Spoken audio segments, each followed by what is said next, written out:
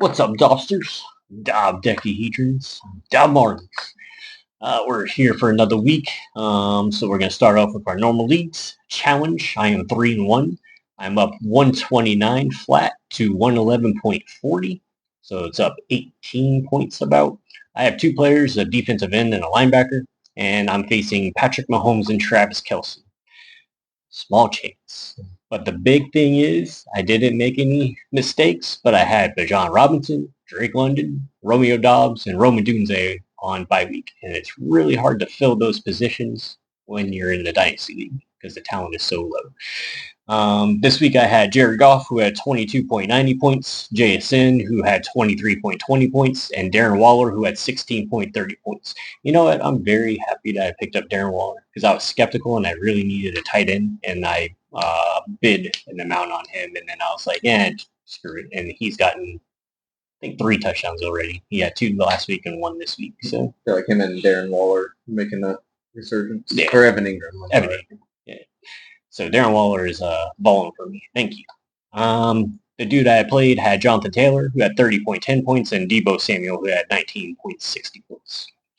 All right, I'm currently winning. I should win. I think we each have a player, but I'm up by 40. Almost 40. Yeah, so I should win. Honestly, the only person I probably could have started, which is ironic because we just bashed on him all year, but Kate Otten had 10 points. Killed it. Yeah, everything else I basically picked the right guy. I picked Justin Herbert. Jackson Dart, I think he had 17, so it would have been like 0.70 of a points different. I started Zach Charbonnet. He had 11.5. My two big people every week have been Puka and Emeka Buka. They both got, Mbuka got 27 and Puka Nakua got 19.5. All my defensive players got around like 5, so should be able to win this one, which is really surprising because I thought I won last week. I'm going to have to check that score. I must have lost by like less than a point. But I am currently, sadly, 0-4 in this league.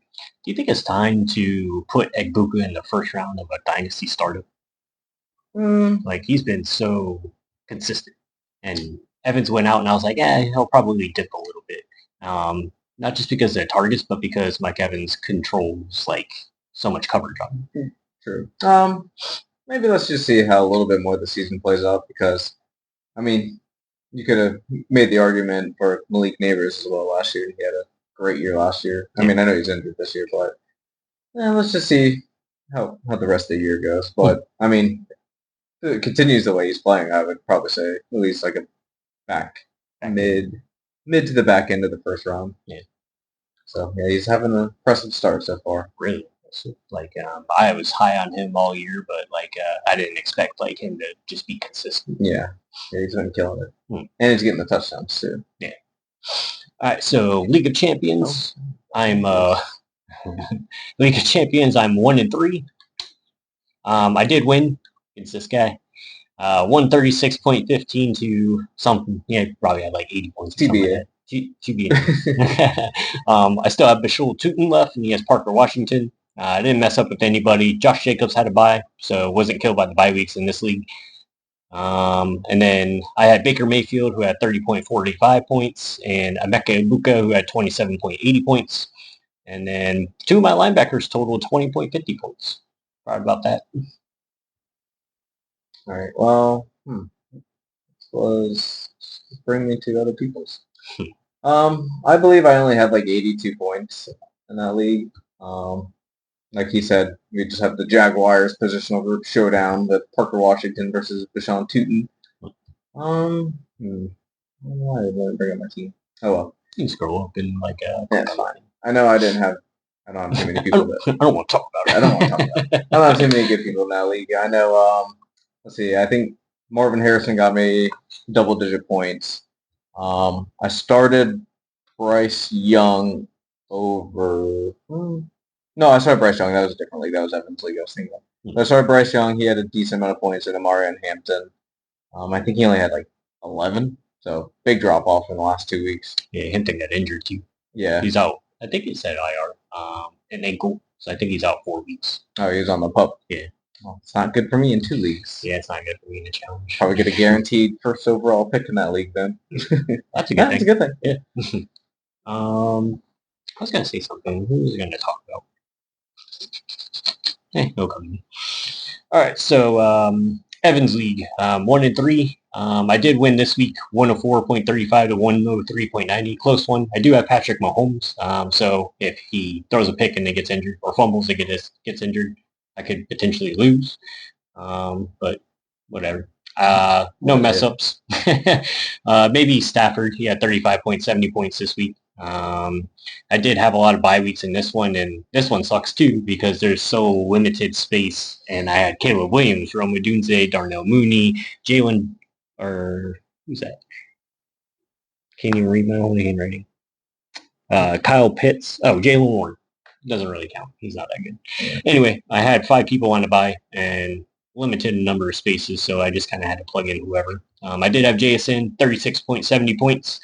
The dude that I was playing had Jaden Daniels with 23.45 points and Deebo Samuel with 25.10 points.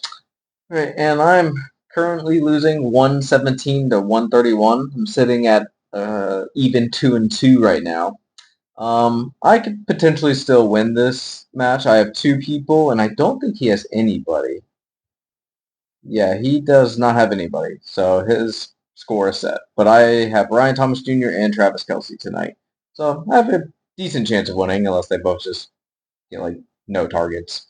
But my biggest mistake, well, I'll just go over who I started. I started Bryce Young, he got 16. I had Kyron Williams, he had 30. Devontae had me 15. Omarion Hampton, like we said, 11.5. I did start Stephon Diggs. That was a pretty big game for him. He had 33.60. About 10. And my linebacker got me 11 points. My biggest mistake was not starting C.J. Stroud, which he ended up being, I think, the number 1 passer of the week. He had 4 touchdowns. He had 38.45 points. That was probably my biggest fumble. The other ones wasn't like too crazy. Like I could have started J.K. Dobbins or Nick Chubb over Omarion Hampton, but before the injury and the last couple of weeks, Omarion's been playing pretty well. Yeah, Washington's run defense wasn't that great. Yeah. It's okay. Oh, that's what I was going to bring up. Marvin Harrison, he's been finally coming alive lately, and like I was actually legit worried about him for like the beginning of the season. First 2 games didn't do nothing, and then last year he really wasn't effective at all, and then now he's finally showing up. Were you worried about him at all? I'm more worried about him with Kyler. I know he's had like a lot of drops lately. I know it's not helping his case out any, but I just really don't think he wants to be on Arizona. That's his dad. I don't think he wants to be with the defensive-minded coach, and I don't think he likes Kyler that much, honestly. He does. Because it's pretty baffling to me because, like, I know we always don't really go off of college stats, but he would tear it up in college. Like, he just runs smooth routes, and he still does in the NFL. It just seems like maybe he's just having a lack of focus or just some little mental block. Like, maybe he just doesn't get the ball as much as he wants, so he's just like, fuck it. It does look like he like not gives up on plays sometimes, but like doesn't run all the time. Yeah.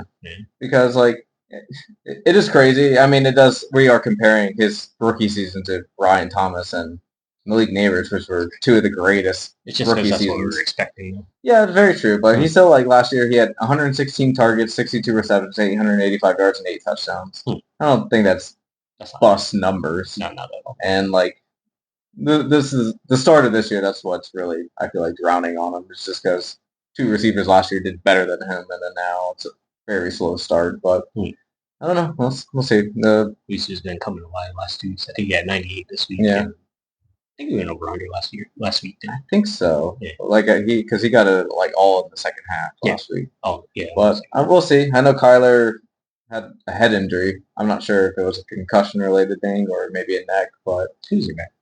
I don't know. Okay. I could get a little look real quick. All right. Well, he's working for the Arizona backup quarterback.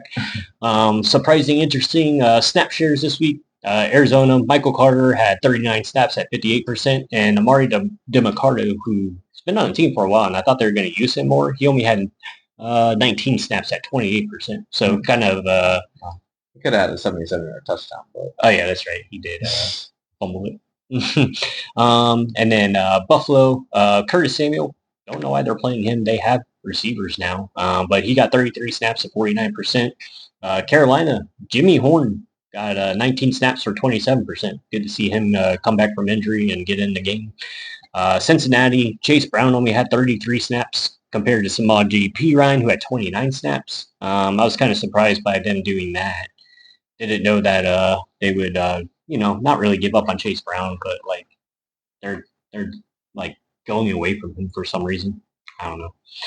Denver, Tyler Batty had 19 snaps for 26%, and RJ Harvey had only 15 for 20%. I don't know if RJ Harvey messed up or anything. I don't think he fumbled or anything. he scored last week. Yeah. And then, I don't know. Maybe JK was just a hot hand for the game. Well, I was just saying Tyler Batty got more snaps than him. That's weird. Yeah. Indianapolis, Adonai Mitchell. I know that he did the same thing as DeMarco yesterday, but he had only 6 snaps. But last week he had 54. So he went from 89% to 9%. Yeah. That was a huge drop. Yeah, not only just that fumble he did last week, he had Jonathan Taylor had like a 45-yard rushing touchdown that got called back because of a block in the back from him. Damn you, Mitchell. So he swung 14 points away from the Colts last week. I guess he deserves to get benched. Yeah, at least for a game. Rams, Tutu had 45 snaps at 66%, more than Whittington. I guess Tutu's getting back in the offense, which is good. New York Jets, I've heard of him, but I don't really know anything about him. Arian Smith, the receiver, 46 snaps at 56%. I kind of feel like they're just looking for somebody to complement Garrett Wilson, since Garrett Wilson's the only one, besides Breece Hall, that's doing anything on that team. And then Tampa Bay, Sean Tucker only got 13 snaps at 21%. I know they said Rachaad White's going to get the majority of the carries, but I still expected Sean Tucker to get quite a few more carries and snaps on the field. So 13 snaps for 21%. Backup quarterback. Jacoby Brissett. He's still good? Yeah. All right. Could be good for Marvin. Yeah. All right, so top 5 quarterbacks this week. C.J. Stroud at 31.20 points. Sam Darnold at 31.05 points. Dak Prescott at 30.65 points. Baker Mayfield at 30.45 points. And Matt Stafford at 29.45 points. And then on the running backs, Rico Dowdy, 30.90 points.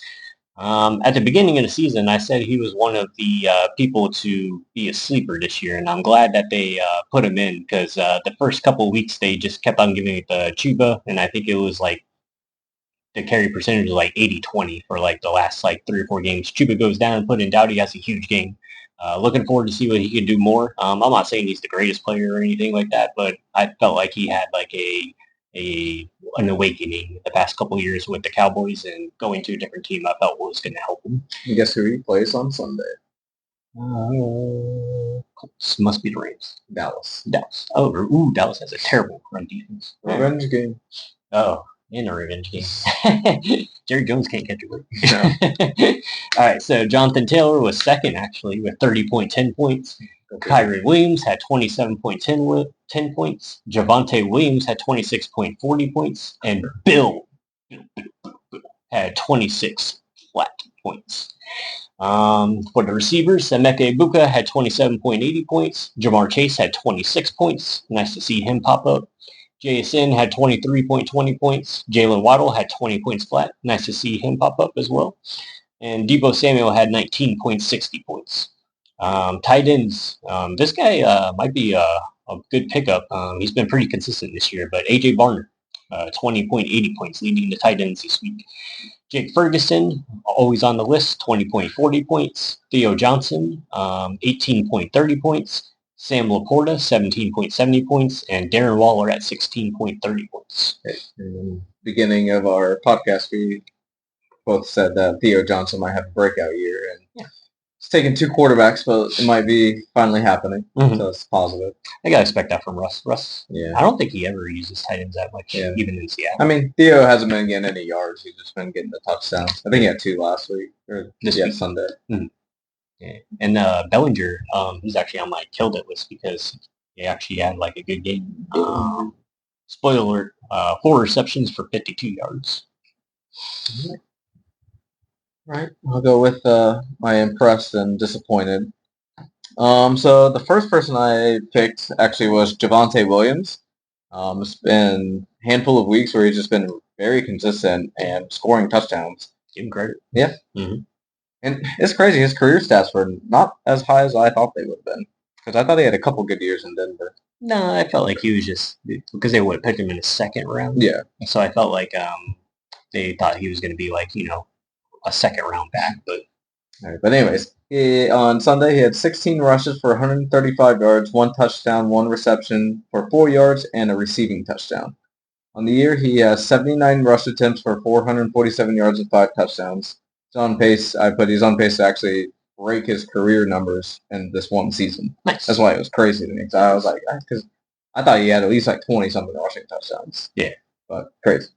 Dak, on Sunday, Dak was actually the second highest rush attempts on the team. He had 7. Looks like, did Miles Sanders get hurt? I don't know. Sometimes I feel like they just don't use him. Because I was going to say... Same thing with the Eagles. The Eagles did the same thing. Yeah. They had Miles Sanders and they're just like, eh. Yeah, so Miles Sanders had, I think, 1 carry in the game on Sunday. Jaden Blue had 4 rushes, so maybe Jaden Blue will be the number 2 back. But as of now, it seems like Javonte Williams is the clear-cut number 1. He seems like he's going to be the goal line guy all the time, too. But he's been picking up pretty big chunk plays all the time, so... I've been pretty impressed this year on Javonte. My second guy for impressed is Stephon Diggs.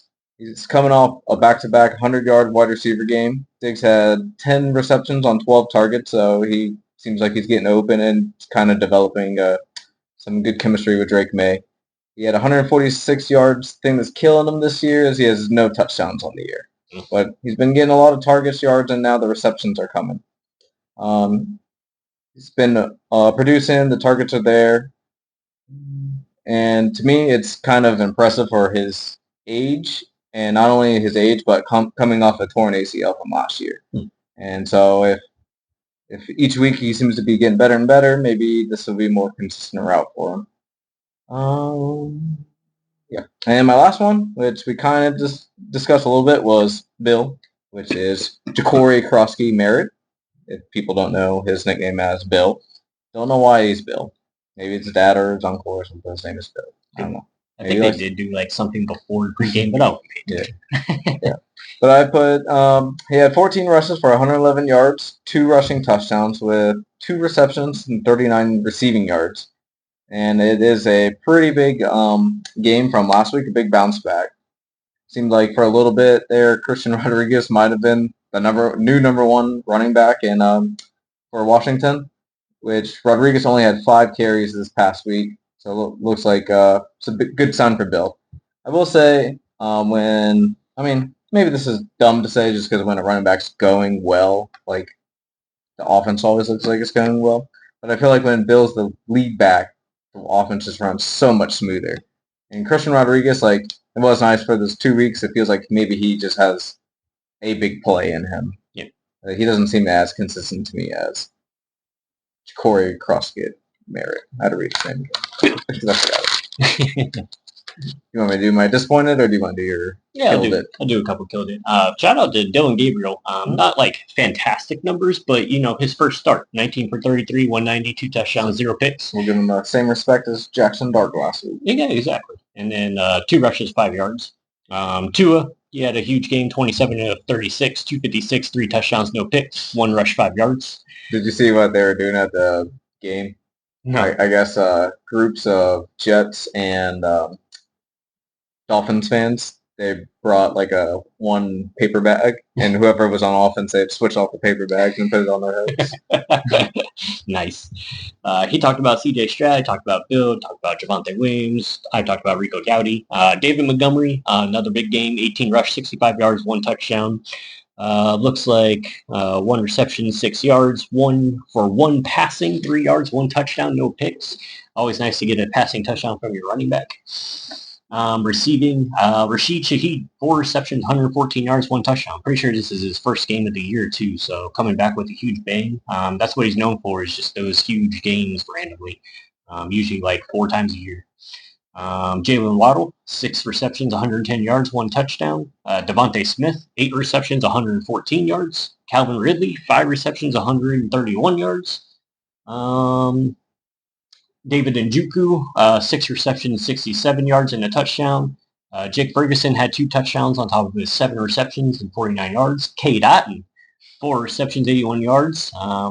He didn't want to keep that goose egg Cade anymore, so I guess we'll have to wait a week to see. Must have been watching our podcast. Must have been watching our podcast. We were going to make a picture of him, too, to put it on our podcast, but we'll hold off on it. Yeah. We'll give him a week. It wasn't as funny as I wanted it to be. It's not.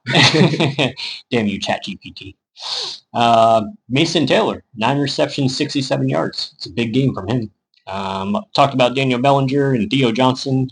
Theo Johnson, though, 6 receptions, 73 yards on top of those 2 touchdowns, so that was good. Go ahead with the made you sad. My disappointment of the week. So one, I did Alvin Kamara in a game where they kind of needed any offensive production besides Rashid Shaheed. He had 8 carries for 27 yards, 4 receptions for 28 yards. He did have 6 targets. This was the only week of the year where he had not had double-digit carries. Every other game has been around 15. That's what he averages. He has 0 100-yard games this year, so he has not broke 100 yards yet. And I feel like that's kind of crazy because for the way the Saints are built this year, they have, I wouldn't say a weak quarterback, but they have a young quarterback, new offensive coordinator. I believe they have a new head coach as well. The offensive line is shaky. Their receiving core at best is average. So yeah. I really thought Kamara would have been heavily involved in the passing game. For sure. And it seems like it's not going that way. I think we talked about that in preseason. Yeah. We said that Alvin Kamara was going to have a huge receiving year at least. Yeah. And for the year, he has 73 rushes for 283 yards and 1 touchdown. Not really looking bright for him, or at least being on the Saints, going on his age and his salary. And weirdly, in the last 2 weeks, Keandre Miller's been knocking on the door. I wasn't very high on Keandre Miller. Last 2 weeks, though, he has getting the double-digit carries. This week wasn't his greatest week, Keandre Miller, that is, but last week he outrushed and had a rushing touchdown for the Saints. I was high on Keandre until he tore his ACL last year because he did that in college, and then he did it his first year, I think. I think so. And then I was like, maybe it's not going to turn out well. So I'm kind of thinking Alvin Kamara might just need a new change of scenery. Bears. Yeah, he needs to be traded. Saints are not going to make the playoffs, and he's getting up there in age. So yeah, I take him on the Bears. I was a little disappointed with him, especially when a young team needs to look up to their veterans. He's their veteran piece. The other person I have as a disappointment for the week and potentially the year besides one game, which I'll get into, is Ashton Genty. I just wrote this because it was Cam Ward. I said, keep it a buck, he asked. And then I said, Genty has had a rather disappointing season besides week 4. Yeah, he had this week. He had 14 carries for 67 yards. Fantasy football wise, the receptions are kind of saving him. He has 4 total touchdowns on the year. 3 were week 4. Not the best start to Ashton Genty for when he was in like the Dynasty drafts. But Dynasty drafts, he was going 1.01 like 98% of the time. And even in like normal startups, he was always going like pick 8, 9, 10, maybe 12 at worst. Yeah. So it's been a very disappointing year except for week 4. Maybe if he can be a little bit more consistent. I know the Raiders aren't that great. We've seen all their stats where he has more yards after contact than he gets hit right away. Yeah. But still, he needs to step up because kind of like the Saints, except he's not the veteran. They don't have a great quarterback. They have a quarterback that likes to chuck it, and he's not afraid to throw interceptions, which I don't fault him for that, though, because at least he's trying. Yeah. But Brock Bowers, he's been injured and not having a great year either. They have a free agent pool of wide receivers, really. And so, yeah, I was expecting a lot from Genty this year, kind of like Kamara, at least in the receiving game if he wasn't going to be running like crazy. And then my last my last thing I'd put was actually not even a player. It's the Ravens defense. Yeah, they are playing pretty awful. I know they're banged up, and I know it doesn't help that Lamar's not in right now. But they're 1-4 in the year. The only win they had was against the Browns, and they beat them up pretty good. But they have 4 losses, and they lost 41-40, 38-30, 37-20, 44-10. So that's points. 4 games where it's 35 plus points. Yeah. That is not good. I had a little list of stuff right here. So their opponents have 121 first downs to their 84. They have 1,500 yards on their defense compared to the 2004, they have 1,500 yards of offense compared to the 2,444 that they let up.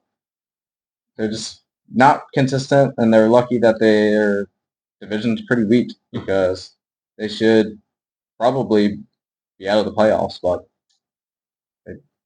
they're kind of lucky that they probably will make it because I'm assuming the Steelers are going to collapse right now.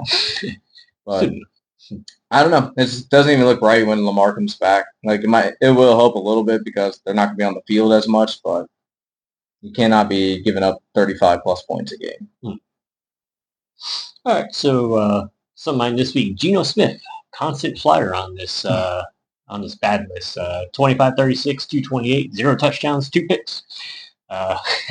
Cooper Rush, terrible game. 14-20, 179, 0 touchdowns, 3 picks. How do you throw 3 picks when you're supposed to be a safe quarterback?